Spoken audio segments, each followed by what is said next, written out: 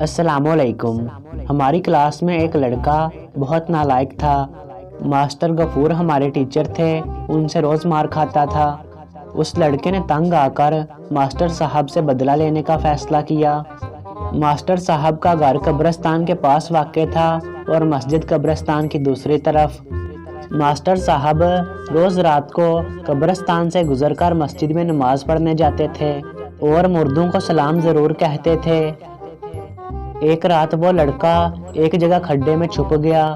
کچھ دیر بعد ماسٹر صاحب قبرستان میں داخل ہوئے اور کہا، السلام علیکم یا اہل القبور، اور پیچھے سے اچانک آواز آئی، وعلیکم السلام یا ماسٹر غفور۔ اب آپ اندازہ لگا سکتے ہیں ماسٹر صاحب کی حالت کا۔ گرتے پڑتے مسجد میں پہنچے اور بے ہوش ہو گئے۔ پورے 10 دن کے بعد ماسٹر صاحب اسکول آئے۔